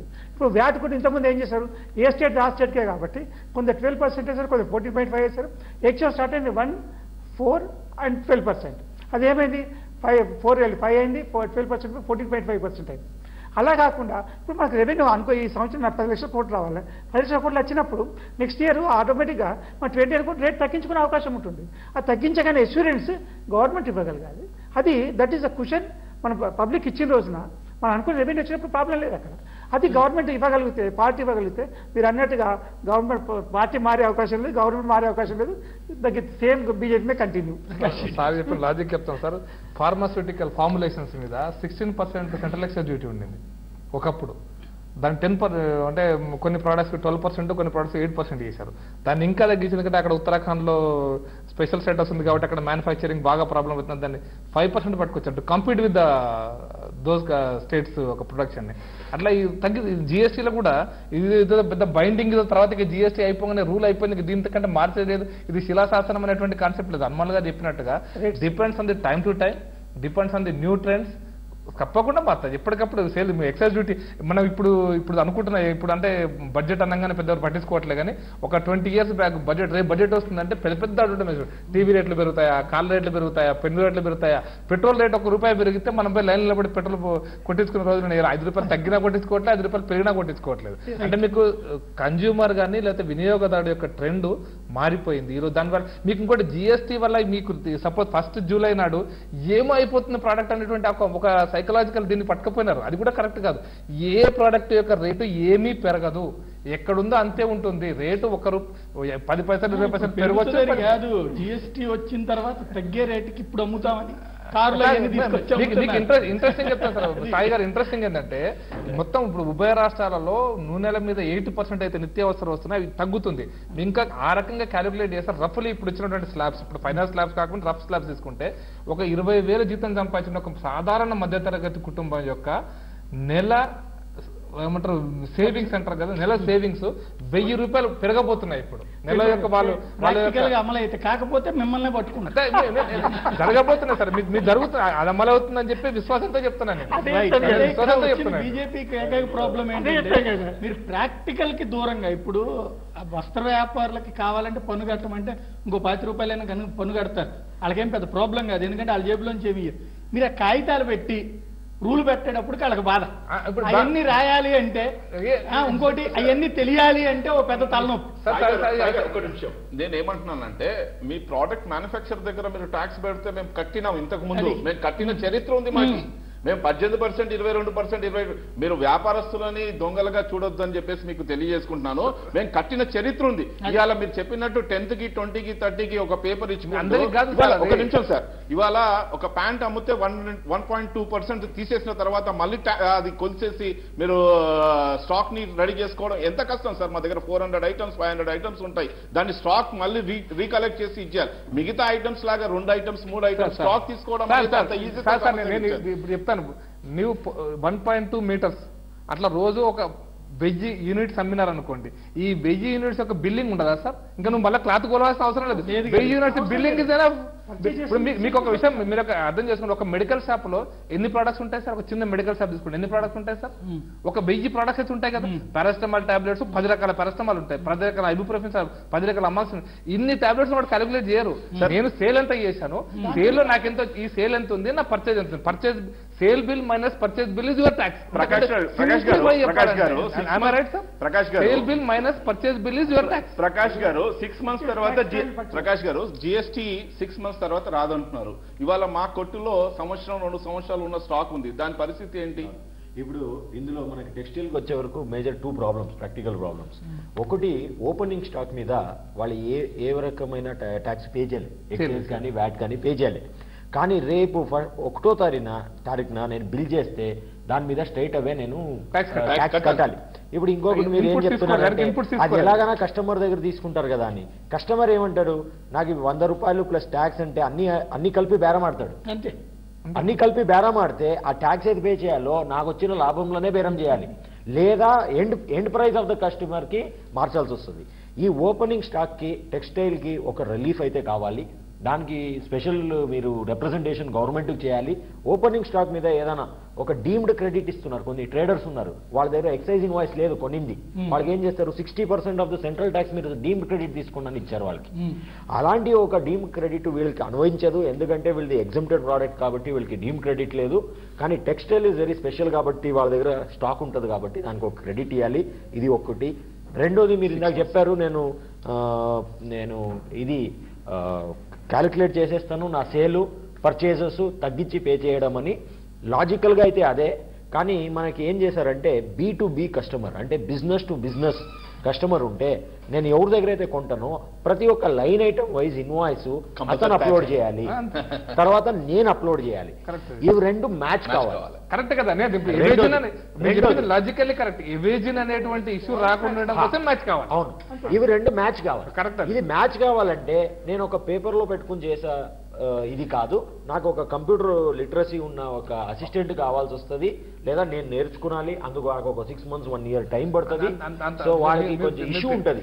పేపర్ మీద రాస్తే సరిపోతుంది. ఇందులో గవర్నమెంట్ ఏం చేసిందంటే జిఎస్టీ ప్రాక్టీషనర్స్ అని కొంతమందిని ఐడెంటిఫై చేసింది, ఏఎస్పీస్ అప్లికేషన్ సర్వీస్ ప్రొవైడర్స్ అని కొన్ని ఐడెంటిఫై చేసింది, జిఎస్టీ సువిధా ప్రొవైడర్స్ అని కొన్ని ఐడెంటిఫై చేసింది. సో ఈ చిన్న వ్యాపారస్తులు ఎవరికైతే కంప్యూటర్ లేదు ఏది ఉందో మీరు చెప్పినట్టు ఒక కాగితం మీద రాసుకుని వెళ్ళి ఆ జిఎస్టీ ప్రాక్టీషనర్ దగ్గర వెళ్తే ఆ జిఎస్టీ ప్రాక్టీషనర్ మీకు అప్లోడ్ చేసి ఇస్తాడు. జిఎస్టీకి సంబంధించి ఇలా కమర్షియల్ ట్యాక్స్ వాళ్ళని అడిగితే ఇక్కడ మాకే ఇంకా మొత్తం డీటెయిల్స్ తెలియాలండి. 80% సంబంధించి మాకే తెలియదు, మీకు ఇక్కడ సిటీ లెవెల్లోనే మీరు ఎడ్యుకేట్ చేస్తున్నారు. ఇది డిస్ట్రిక్ట్ లెవెల్లో జరిగే ఇది. రేపు ఈ ఎడ్యుకేషన్ రేపు ఫస్ట్ నుంచి మీరు ఆర్థిక మంత్రి చెప్పారులేండి, రానున్న 3 నెలల దాకా దాని ఆరంభ కష్టాలు ఉంటాయి అనేది. సార్ చెప్పేది లాజికల్లీ కరెక్ట్ ఏంటంటే, నేను ఇంత ముందు కంప్యూటర్ సిస్టమ్ లేనప్పుడు సెంట్రల్ ఎక్సైజ్ డ్యూటీ పే చేసి ఒక లెడ్జర్ బుక్స్ ఉండేవి, RG1 RG2 బుక్స్ అన్ని ఉండేవి. ఆ బుక్స్ అన్ని ఉన్నప్పుడు పర్చేజ్ బిల్స్ అన్ని ఎంట్రీ చేసేవాళ్ళం, సేల్ బిల్స్ అన్ని క్యాలిక్యులేట్ చేసేవాళ్ళం. కంప్యూటర్ సిస్టమ్ లేని రోజున పేపర్ మీద అది ఎవ్రీ మంత్ ఎక్సైజ్ డ్యూటీ అంటే ఎవ్రీ మంత్ డే దాటితే వాడు మమ్మల్ని పీక్కు తినడమే, మామూలుగా ఉండదు ఎక్సైజ్. టూ సైడ్ కార్బన్ వేయాలి, టూ సైడ్ కార్బన్ వేస్తే మీరు మళ్ళీ రాస్తే మార్చేదానికి లేదు, ఎందుకంటే ఇక్కడ ఇంప్రెషన్ పడుతుంది. అటువంటి సిస్టమ్స్ కూడా ఇండియాలో మ్యానుఫ్యాక్చరర్ ప్రాక్టీస్ చేసినాడు కాబట్టి నథింగ్ ప్రాక్టికల్ గా ఏదో బ్రహ్మ విద్యం కాదు. రెస్పాన్స్ ఒకసారి చూద్దాం. రాహుల్ వరంగల్ నుంచి ఫోన్ లైన్ లో ఉన్నారు. రాహుల్ గారు చెప్పండి. నమస్తే sir, good evening to everyone sir. Good evening చెప్పండి. చాలా మంచి నేను ఫస్ట్ జెమిని న్యూస్ వాళ్ళకి థ్యాంక్ యూ సార్, మంచి డిస్కషన్ ని ఒక ఈ రోజు తీసుకొచ్చారు. And as a common man గా నేను జనరల్ గా 2-3 డౌట్స్ ఉన్నాయి సార్. జనరల్ గా అది అడగదాం అనుకుంటున్నాను. ఇప్పుడు రీసెంట్ గా మన అంటే as I come from Warangal, recent గా Telangana government has increase the ticket prices, cinema ticket prices, right? So GST అనేది వచ్చినప్పుడు అది యాజ్ ఏ కామన్ మ్యాన్ కి ఈజీగా అవుతుంది అనుకుంటే ఇంకా that has increase the price. ఇది జిఎస్టీతో కాదండి, సినిమా టికెట్లు జిఎస్టీ ఇంకా అసలు ఇంప్లిమెంటే కాలేదు. సినిమా టికెట్ స్టేట్ గవర్నమెంట్ పెంచింది. ఓకే ఓకే, జిఎస్టీతో సంబంధం లేదు. అంటే మళ్ళీ ఇప్పుడు ఫర్ ఎగ్జాంపుల్ సార్, నేను ఒకవేళ ఒక ఫ్యామిలీతో వెళ్ళాలనుకుంటే ఇప్పుడు పెంచిన రేట్స్ ప్రకారం అవుతాయి, అండ్ ఇంక్లూడింగ్ మళ్ళీ థియేటర్స్ లో కూల్ డ్రింక్స్ మీద, పాప్కార్న్స్ మీద, as you know like overall movie cost ఒక ఫ్యామిలీ, సాధారణమైన ఫ్యామిలీ వెళ్ళాలంటే నియర్లీ 1000 రూపీస్ కన్నా తక్కువ తోటి మూవీ చూడలేము జనరల్ గా.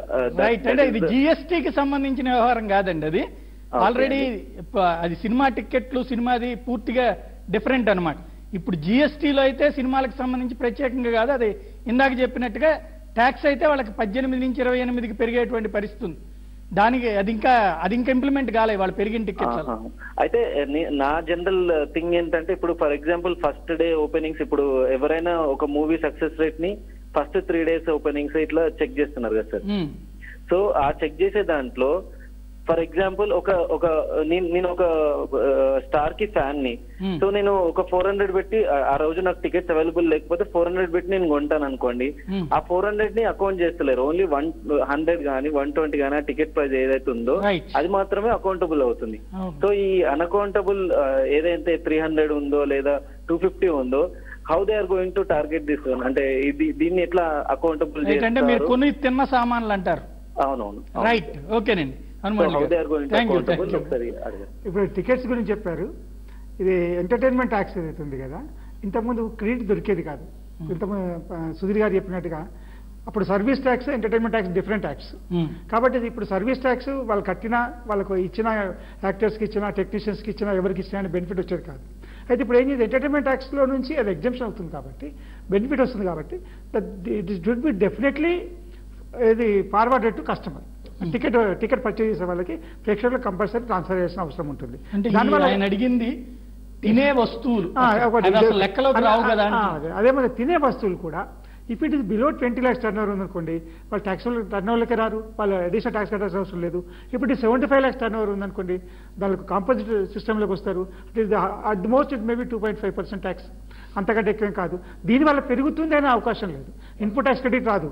కానీ ఇంత మాల్స్ లో ఇప్పుడు మనం పేలాలు అంటాం దాన్ని, ఇప్పుడు government law also it is illegal. I'm using this word. దీని మీద స్టేట్ గవర్నమెంట్స్ కంట్రోల్ ఉండాలి. లేదు దీని మీద it is illegal activity. Building లోకి వస్తారా? యాక్చువల్లీ అయితే బిల్డింగ్ లోకి వస్తారు, కానీ వాళ్ళ రేటు విపరీతంగా వసూలు చేయడం అనేది అప్పుడు అది పన్ను పడుతుందా లేదా? డెఫినెట్ గా పన్ను జిఎస్టీ అది కూడా మళ్ళీ ఎక్స్ట్రా జనం మీద ఎవ్రీ. ఇప్పుడు చూడండి 500 రూపీస్ ఇప్పుడు 150 అమ్మారు అనుకోండి, 150 ట్యాక్స్ కట్టాలి. రైట్. సేల్ ప్రైస్ మీద ట్యాక్స్ ఉంది. మీరు అలాంటి కొనకండి, కొనకపోతే వాళ్ళు తగ్గించుకుంటారు. తినకుండా ఉండలేరు కదా. అదే దట్ ఇస్ అవర్ వీక్నెస్. మన వీక్నెస్ మనం ఏం చేయాలి? ఆ సినిమాకి 400 రూపీస్ పెట్టేందుకు వెళ్ళండి సినిమాకి. Why you want to go for 400 rupees ticket. Nagabhushan Rao Srikakulam నుంచి ఫోన్ లైన్ లో ఉన్నారు. నాగభూషణ్ రావు గారు చెప్పండి. ఓకే సార్, నమస్తే, చెప్పండి. అదే మాది ఐడియా డిస్ట్రిబ్యూటర్ అండి. మాది ఓకే. మాది నెలకి 4 లక్షల టర్న్ ఓవర్ అండి మాది. ఓకే. మాకు ఏ విధంగా మేము చేయాలి? జేఎస్టీలో చేరాలా తప్పదా? రైట్. నెలకి 4 లక్షల రూపాయలు అంటే మీకు సంవత్సరానికి 48 lakhs అవుతుంది. సో మీకేమవుతుందంటే 75 lakhs వరకు ఎవరికైతే టర్న్ ఓవర్ తక్కువ ఉందో వాళ్ళు ఒక సింపుల్ కాంపోజిషన్ స్కీమ్కి వెళ్ళొచ్చు. ఈ కాంపోజిషన్ స్కీమ్ అంటే నేను కొనినప్పుడు నేను చెప్పాను కదా, బిజినెస్ టు బిజినెస్ అయితే ప్రతి ఒక్క ఐటమ్ టు ఐటమ్ రిటర్న్స్ అన్ని వేసుకునే అవసరం లేదు. వన్స్ ఇన్ ఏ క్వార్టర్ 3 నెలలకు ఒకసారి మీరు ఎంత అమ్మారు, ఎంత కొన్నారు, కొనింది పక్కన పెట్టేస్తే ఎంత మీరు అమ్మారో దాని మీద మీరు ట్రేడర్ అయితే 1% మీరు ట్యాక్స్ పే చేసేస్తే మీ కంప్లైంట్స్ అక్కడితో కంప్లీట్ అయిపోతుంది. అంటే మాకు కంపెనీ 3.6 ఇస్తుందండి కమిషన్ మాకు. ఓకే. అవన్నీ దాంట్లో మెన్షన్ చేయొచ్చండి. మీరు అమ్మిన దానికి మాత్రమే మీరు పన్ను కడతారు. అది కూడా 3 నెలలకు ఒకసారి కడితే సరిపోతుంది. 1% కడితే సరిపోతుంది.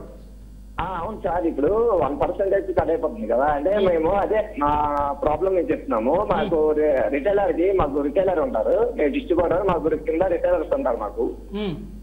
మాకు రిటైలర్స్ కి అనేది 2% మేము కన్ఫర్మ్ గా వాళ్ళకి ఇవ్వాలి. రైట్ అండి. ఇవ్వాలి కదా అంటున్నారు. రీటైలర్ గా 1% ఛార్జ్ అయిన అవసరం లేదు.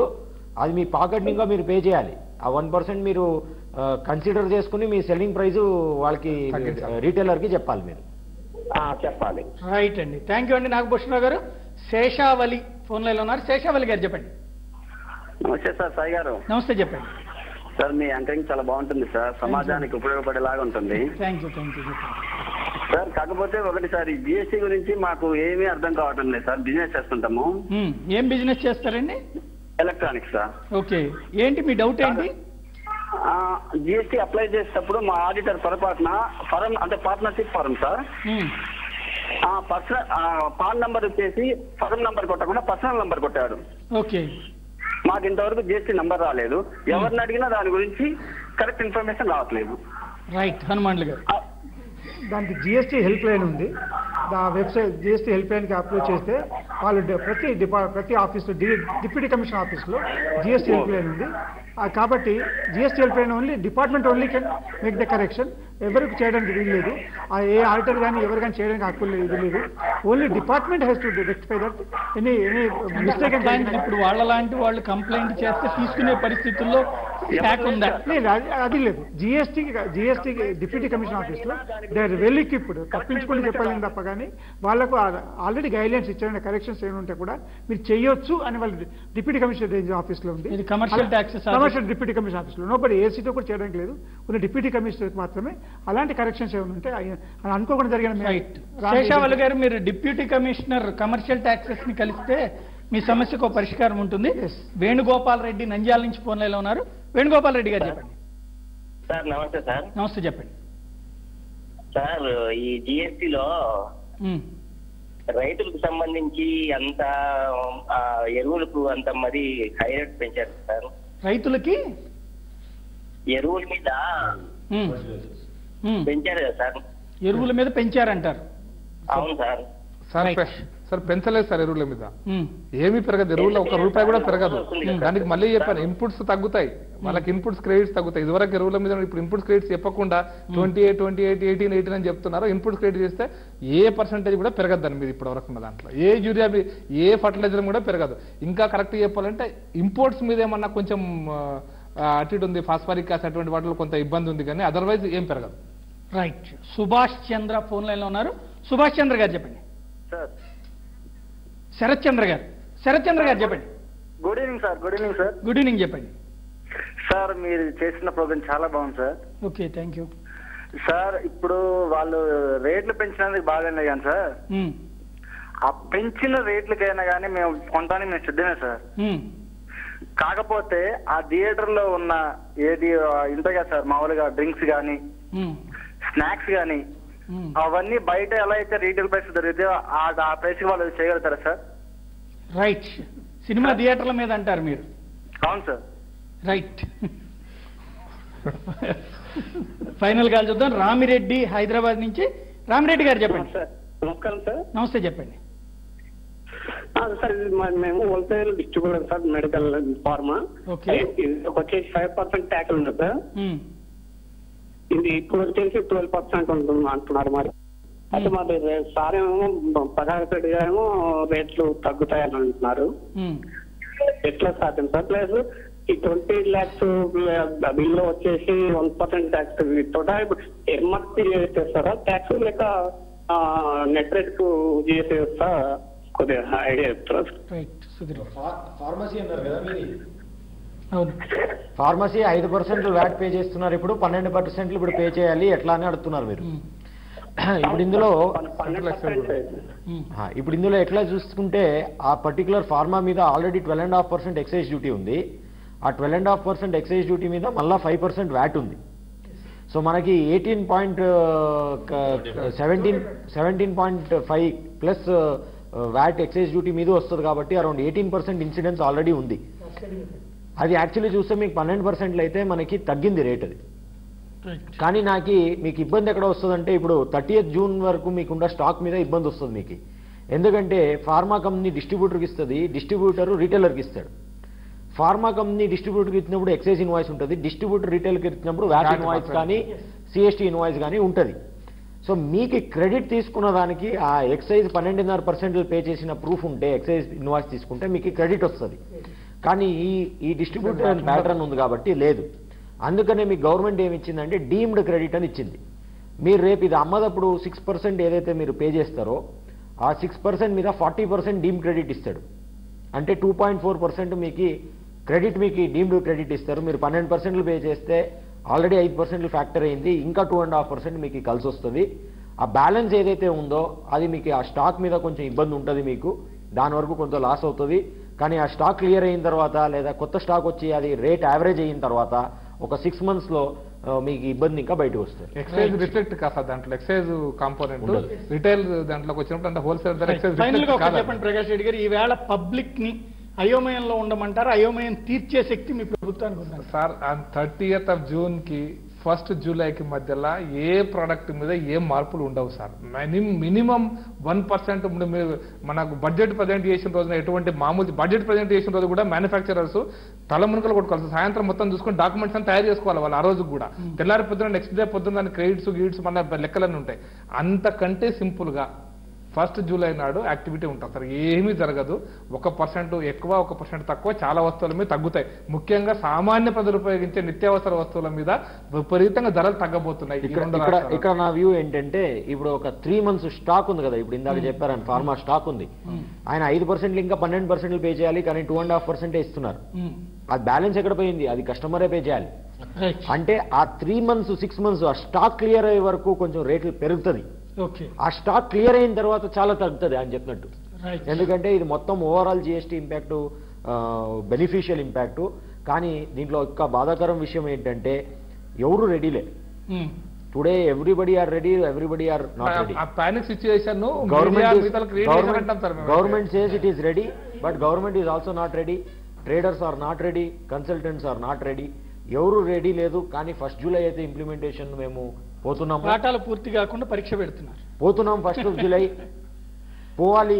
ఇండియాకైతే ఇలా 1 జూలై మేము వెళ్ళిన తర్వాతే నీటిలో దిగిన తర్వాతే ఈత నేర్చుకుంటాం. మేము బయట ఉంటే ఈత నేర్చుకోము. 1 జూలై మేము వెళ్ళాలి. రిటర్న్స్ ఇచ్చారు. 1 జూలై వెళ్ళాలి, కానీ ఇబ్బంది ఉంటది. తర్వాత సర్దుకుంటామని చెప్పారు సార్. 3 months క్వశ్చనింగ్ ఉంది కాబట్టి ఆ క్వశ్చనింగ్ ఇప్పటికీ కూడా తెలంగాణలో 82% ఆల్రెడీ రిజిస్టర్ చేసుకున్నారు. ఇంకా 18% చేసుకుంటారు. బట్ ఆ 3 months క్వశ్చనింగ్ లో చాలా వరకు సెటిల్ అయిపోతాయి ఇష్యూస్. ఇబ్బంది కూడా ఉండదు. హనుమంతులు గారు ఈవేళ సూటిగా ఒకటే చెప్పండి, జనాన్ని దీని గురించి భయపడమంటారా, ప్రశాంతంగా ఉండమంటారా? భయపడే అవసరం లేదు. కాకపోతే ఏంటంటే ట్రాన్స్పరెన్సీ అనేది కావాలి. క్లారిటీ. ఏవైతే ట్యాక్స్ ఎవేజన్ అనేది మర్చిపోండి, ట్రాన్సాక్షన్ ఎవేజన్ అనేది మర్చిపోండి. ఇంతకుముందు ఉన్నట్టుగా బిల్ లేకుండా చేస్తాను, లేకపోతే ఏదో విధంగా మేనేజ్ చేయగలుగుతాను అని చెప్పనే మాత్రం మర్చిపోవడం బెటర్. ఎందుకంటే ఈ ఎక్కడో చోట ట్యాక్స్ దొరుకుతుంది. ఈ జిఎస్టీ నెట్వర్క్ ఎంత స్ట్రాంగ్ ఉందంటే ద మోస్ట్ పవర్ఫుల్ నెట్వర్క్ ఉంది. మీరు బ్యాంక్ ట్రాన్సాక్షన్స్ అనుకోండి, ఎక్సైజ్ అనుకోండి, లేకపోతే ట్రాన్స్పోర్టేషన్ ఆఫ్ గూడ్స్ కూడా, మళ్ళీ మీకు పేమెంట్స్ అయిన ట్రాన్సాక్షన్స్ ఇప్పుడు వేరే ఏ విధంగా పేమెంట్ అయినా కానీ అవన్నీ కూడా ట్రాక్ చేసే ఒక నెట్వర్క్ ఉంది. కాబట్టి ఇలాంటి పరిస్థితుల్లో కూడా మనం ట్యాక్స్ని ఎవేట్ చేసి నేను ఏదో ఇంతకుముందు మీరు చేసినట్టుగా చేయగలుగుతానే అవకాశం లేదు. ఎందుకంటే చేస్తే కూడా నష్టం లాభం లేదు. This is indirect tax. You to collect from the customer and pay it. You are not pay. మీ జేబుల నుంచి కట్టట్లేదు, కస్టమర్ తీసుకోండి కట్టేసేయండి. అదే మరి ఇంతకుముందు ఇన్పుట్ ట్యాక్స్ క్రెడిట్ లేదు కాబట్టి ఎవేట్ చేసిన అర్థం ఉండేది. కానీ ఇప్పుడు ఇన్పుట్ ట్యాక్స్ క్రెడిట్ ఉంది కాబట్టి ఎక్సైజ్ కానీ సర్వీసెస్ కానీ వ్యాట్ కానీ ఏది కట్టినా క్రెడిట్ ఉంది కాబట్టి ఎవ్రీబడి దాన్ని వాళ్ళు దాన్ని ఆ బెనిఫిట్ వదులుకోవడం అనుకునేది దాంతో ఫూలిష్నెస్ బిజినెస్ మ్యాన్ ఇంకెవరు ఉండరు. రైట్. అశోక్ గారు ఫైనల్గా ఒకటి చెప్పండి, వ్యాపారస్తుల పరంగా ప్రభుత్వానికి ఏం చెప్పదలుచుకున్నాను? సార్, వ్యాపారస్తుల పరంగా ఏంటంటే నేను ఒకటే అంటున్నాను, ఫస్ట్ ప్రిపేర్ చేసిన తర్వాత వారికి ఎడ్యుకేట్ చేసిన తర్వాత జిఎస్టీ తీసుకొచ్చినుంటే బాగుంటుంది అని చెప్పేసి చెప్పుకుంటున్నాను. ఇవాళ సార్ చెప్పినట్టు మీరు నీళ్ళలో దిగండి ఈత నేర్చుకోండి అనేది ఒక సెంట్రల్ గవర్నమెంట్ చెప్పడం అనేది 70 సంవత్సరాల నుంచి ట్యాక్స్ లేని ఒక ఫీల్డ్ని తీసుకొచ్చి మీరు ఉరేసుకుంటారా సస్తారా బతుకుతారా తెలియకుండా మీరు ఇది చేయడం ఏంది? ఇవాళ మా దగ్గర స్టాక్ 6 months తర్వాత దాని ఇన్పుట్ ఎలా తీసుకోవాలో కూడా తెలియని ఒక సమస్యను క్రియేట్ మమ్మల్ని తీసుకోవడం ఎంతవరకు కరెక్ట్? వ్యాట్ ఇంట్రడ్యూస్ చేసినప్పుడు అలాగే 2004లో వ్యాట్ ఇంట్రడ్యూస్ చేసినప్పుడు ఇలాగే ఇన్పుట్ ట్యాక్స్ క్రెడిట్ దొరకదు అని చాలా మంది ఒక 2 years కొంతమంది ట్యాక్స్ కట్టే అవసరం లేకుండా క్రెడిట్ వచ్చింది. అదే భయం ఎప్పుడు ఉంటుంది, ఉండదనట్లేదు. ఎవ్రీబడి మనకి ఎప్పుడైనా కొత్తది ఇంట్రడ్యూస్ చేసినప్పుడు మనకి దానిలో కన్ఫ్యూజన్ ఎలాగుంటుంది. మనం గ్రాడ్యువల్గా డే బై డే ఇది చేసినప్పుడుగా అందుకే గవర్నమెంట్ ఏమంటుంది 3 months వరకు మీరు ఏ విధంగా కరెక్షన్ చేసుకున్నా ఏది చేసుకున్నా నేను లిబరల్గా ఉంటానని చెప్తాను. ఈవెన్ మీరు పెనాల్టీ ట్యాక్స్ చూసినా కానీ ఫస్ట్ టైం మిస్టేక్ చేస్తే ఇంత, సెకండ్ టైం మిస్టేక్ ఇంత, ఇంటెన్షనల్ మిస్టేక్ అన్ఇంటెన్షనల్ మిస్టేక్ ఇలాంటి కూడా దాన్ని బైఫర్కేషన్ చేశారు. కాబట్టి గవర్నమెంట్ విషయం మనకు ఎప్పుడైనా కానీ యాక్సెప్టింగ్ న్యూ ఇది కొత్త పాలసీ యాక్సెప్ట్ చేయడం అడాప్ట్ చేయడం అనేది మన హెజిటేషన్ డెఫినెట్ గా ఉంటుంది. జూలై 1వ తారీఖు నుండి అయితే వ్యాట్ స్థానంలో ప్రస్తుతం జిఎస్టీ రాబోతోంది. ఇక్కడ గూడ్స్ సర్వీసెస్ ట్యాక్స్ ఏదైతే రోడ్డు మీదకి వస్తుందో దానితో అయోమయంలో ఉన్నామని వ్యాపారులందరూ చెప్తున్నారు. అయోమయాన్ని సరిచేయడానికి ప్రభుత్వ యంత్రాంగం సిద్ధంగా ఉందన్నది ప్రభుత్వం చెప్తున్నటువంటి మాట. కాకపోతే ప్రస్తుతానికి ఏది ఎక్కువ ఏది తక్కువ అవుతుందన్నది ఇంకా పూర్తి స్పష్టత రానటువంటి నేపథ్యంలో ఆయా ట్యాక్స్ కన్సల్టెంట్స్కి తెలుసు, అధికారులకి తెలుసు. కాకపోతే అది ప్రజల దగ్గరికి చేరడానికి మాత్రం 2-3 నెలల సమయం పడుతుంది అన్నటువంటిది అందరూ చెప్తున్నటువంటి మాట. ఓవరాల్గా అయితే ఈ ప్రాజెక్ట్ ఇంప్లిమెంట్లోకి రావడానికి ముఖ్యమైనటువంటి అవసరం ఇక పైన పన్ను ఎగ్గొట్టడానికి ఏ ఒక్కరికి అవకాశం లేకుండా చేయడం. మరి అది సక్సెస్ అవుతుందా లేదా అన్నటువంటిది ప్రభుత్వ తీరు మీద ప్రజల ఆమోదం మీద ఆధారపడి ఉంటుంది. ఇది అంశానికి సంబంధించి చర్చ. తాజా అప్డేట్స్ సరికొత్త పిల్లలు మరికా చెప్పడం ఏముంటుంది చూస్తూనే ఉండండి జెమిని న్యూస్.